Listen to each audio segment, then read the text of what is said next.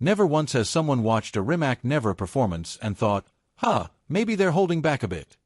Rimac, however, asserts that the Nevera is not an extreme performance vehicle, but rather a GT that also happens to set records.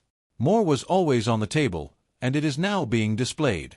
Introducing the 2,107 horsepower, 256 mph, lighter, lowered, and equipped with wings Rimac Nevera R.